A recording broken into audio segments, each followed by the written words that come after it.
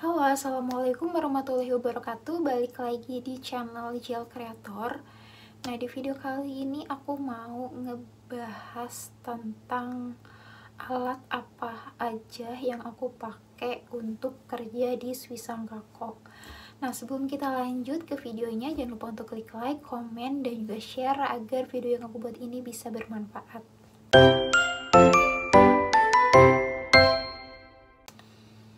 Oke, kita langsung aja ya. Jadi di video kali ini aku tuh pengen banget sharing alat apa aja sih yang aku pakai kalau di Swisangkakok gitu. Kebetulan kan aku kerjanya di Swisangkakok ya, dan tempatnya di Hokkaido gitu. Jadi tempat kerja aku ini tuh sebenarnya deket banget sama laut atau pelabuhan. Jadi bisa dibilang ya namanya juga kerjanya apa ya, kayak produksi ngolah hasil laut, makanya ya jadinya dekat gitu sama laut gitu ya. Biasanya di musim panas itu kita tuh banyak banget hotate yang masuk. Jadi emang waktu-waktu yang sibuknya itu ya di sekitar bulan 3 sampai sekitar bulan 9 kali ya. 3 4 lah. 3 atau 4 itu udah mulai masuk hotate-nya, walaupun ibaratnya belum sebanyak kalau di bulan 6 atau 7 gitu. Pokoknya paling tinggi tuh ya sekitar bulan segitu, pokoknya di waktu musim panas gitu. Itu pokoknya kalau pas lagi musim panas itu biasanya yang masuk itu tuh banyak gitu. Nah, terus aku pengen spill nih alat apa yang aku pakai gitu kalau lagi ngupasin kerang. Jadi alatnya itu ada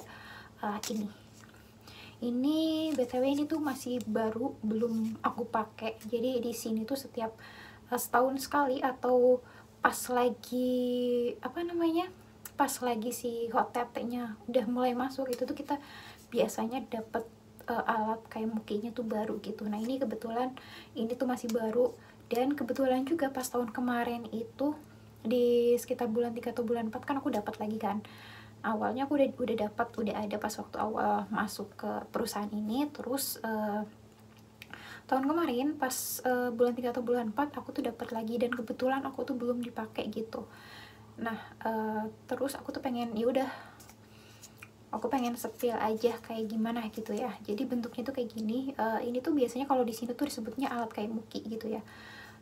Jadi bentuknya kayak gini dan ada warna yang lain juga. Kebetulan kalau yang di sini itu ada warna kuning dan warna hijau. Dan aku tuh sengaja pilih kuning karena yang sebelumnya aku pilih hijau gitu. Oke, langsung aja. Sini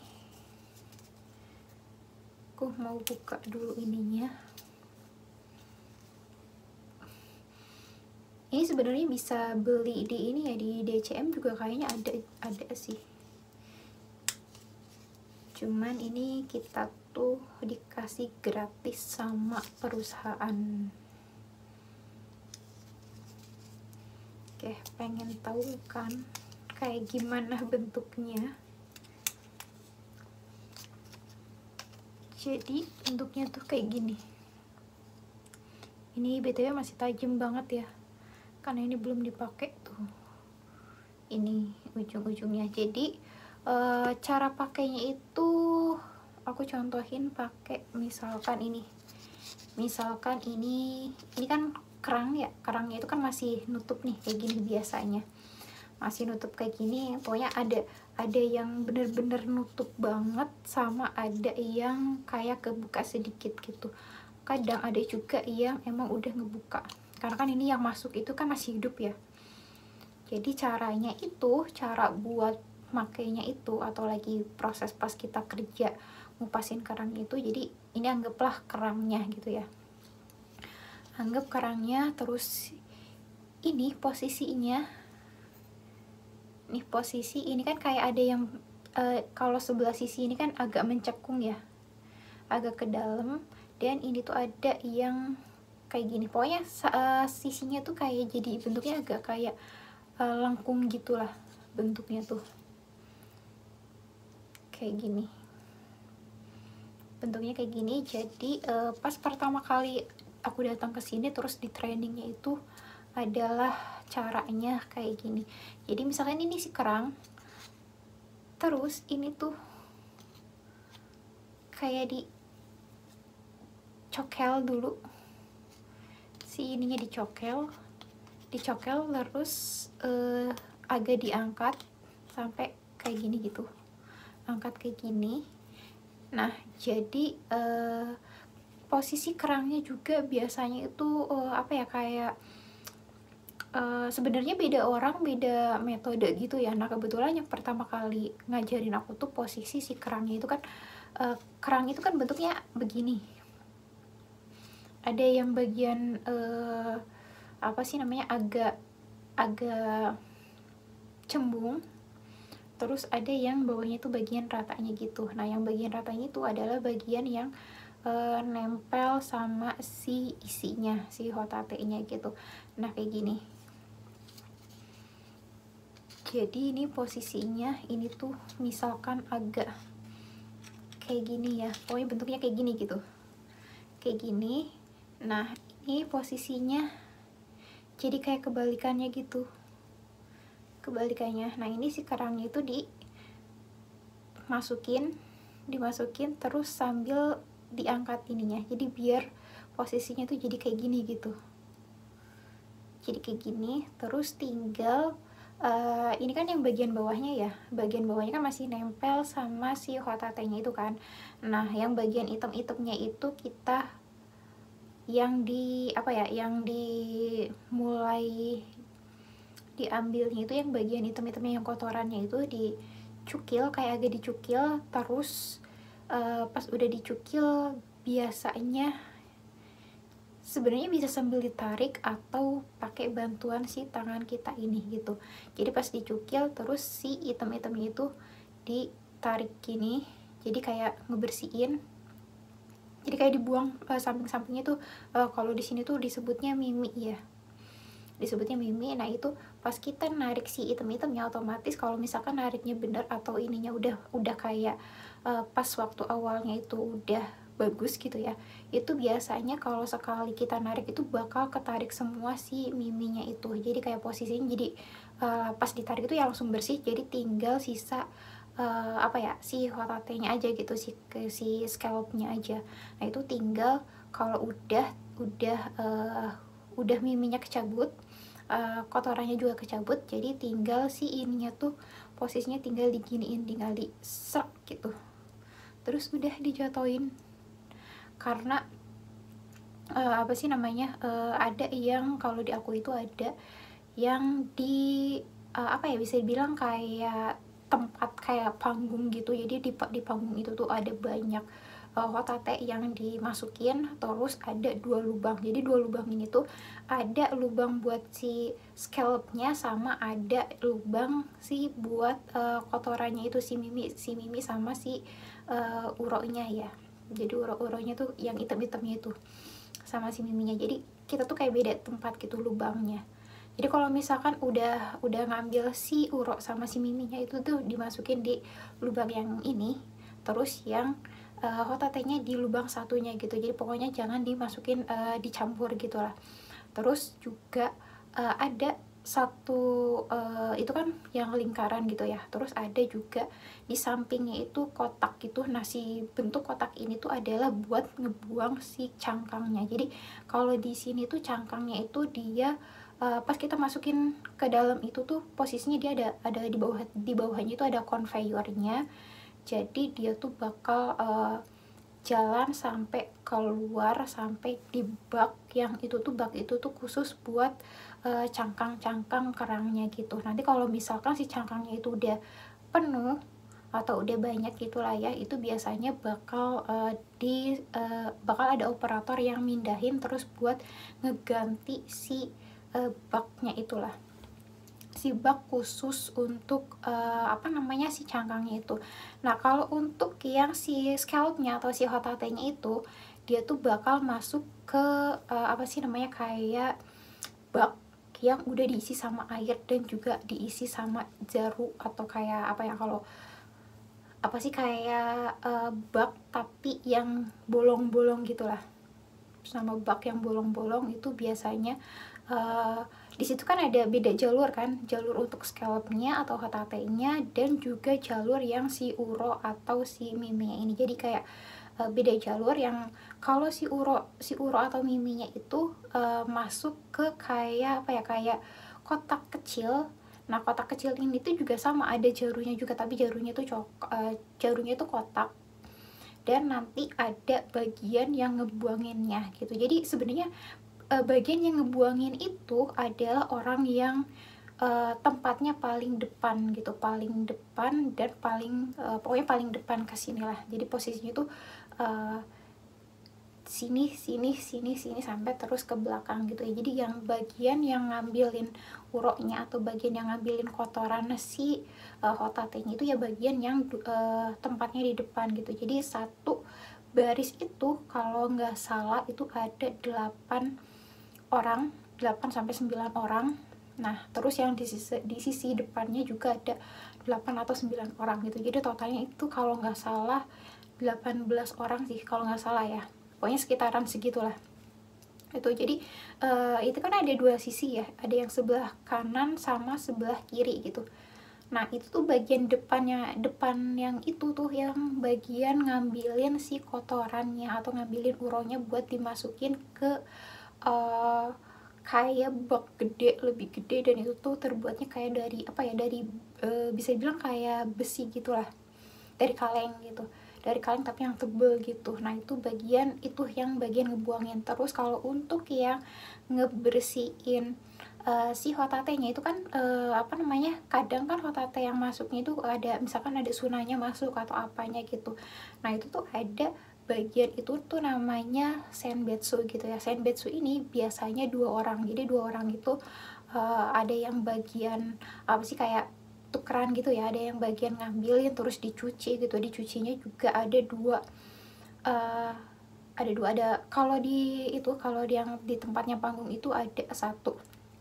Nah, jadi itu tuh pakai air laut. Jadi air lautnya itu tuh terus-terusan ngisi gitu. Jadi kayak bener-bener ngalir gitulah air yang buat nyucinya itu. Padahal sebenarnya kan emang ada bak sebelumnya, sebelum dicuci yang manual itu kan dia juga udah apa ya, udah ada di air itu kan, di bak yang gede itu. Tapi tetap harus dicuci pakai air, kalau ini tuh air laut juga.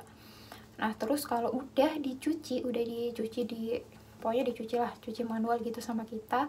Terus kalau udah dicuci kita taruh di meja gede, dan itu tuh mejanya kan ya lumayan gede sih, lumayan gede, karena kan yang di situ yang kerja itu ada 2 orang, dan itu tuh nanti ada jaru 4 atau 5 sesuai apa ya, kayak sesuai kita nemunya apa gitu. Jadi kayak misalkan nih, aku udah nyuci terus ditaruh di meja.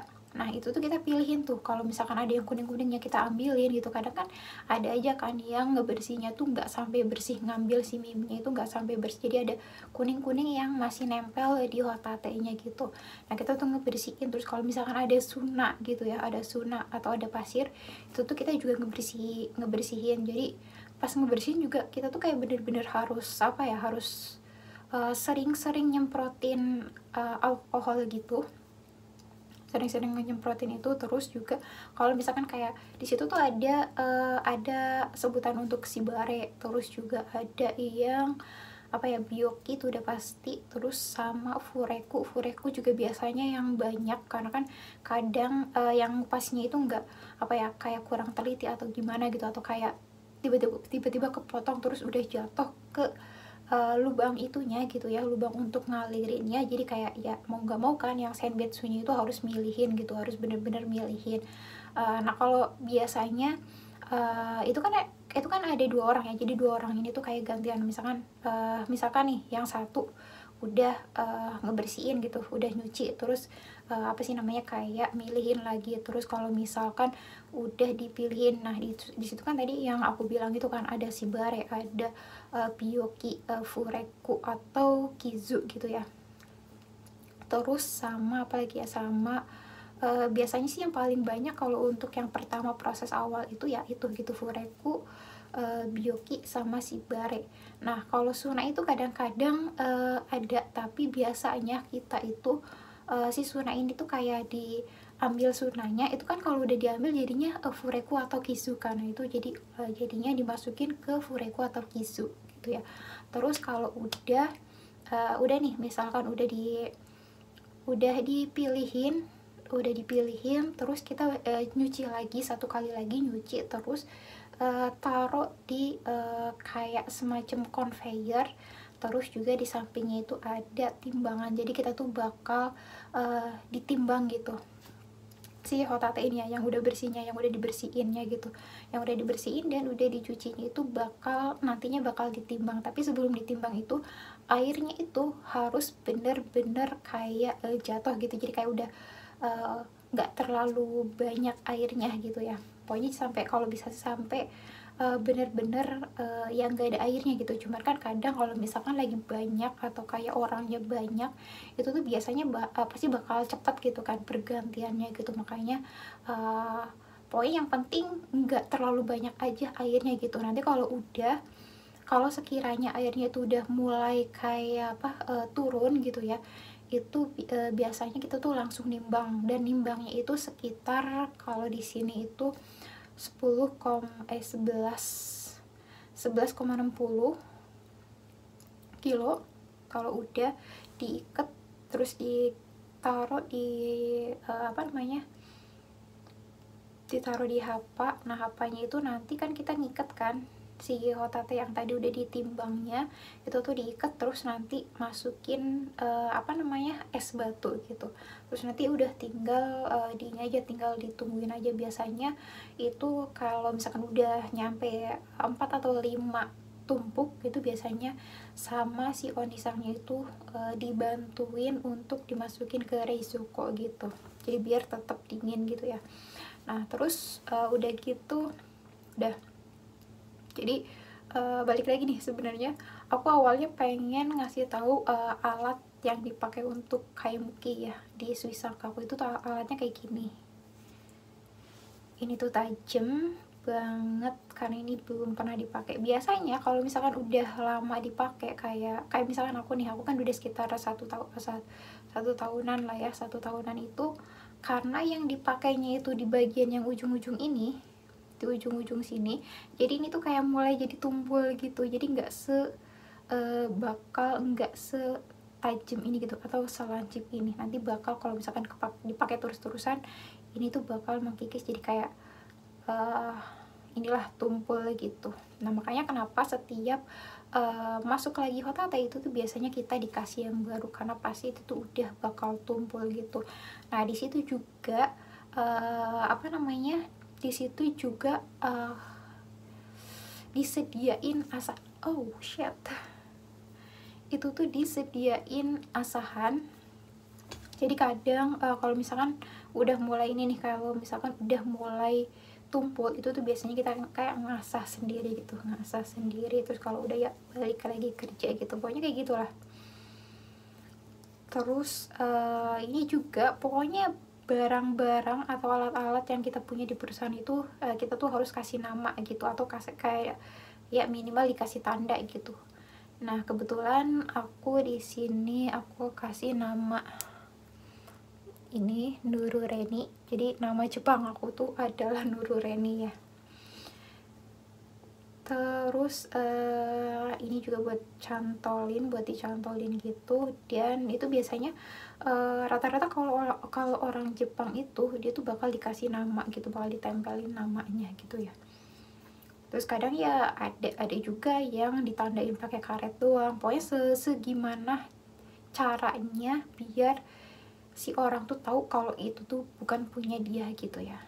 Jadi salah satunya ya ini, aku kasih nama ini pakai pulpen aja, pakai pulpen Nurureni, ya udah cuman kayak gini. Nah ini kan untuk kaimuki ya, nanti aku bakal bahas yang untuk taraba. Mungkin video untuk kali ini sampai di sini aja. Semoga video ini bermanfaat dan sampai jumpa di video-videoku selanjutnya. Terima kasih.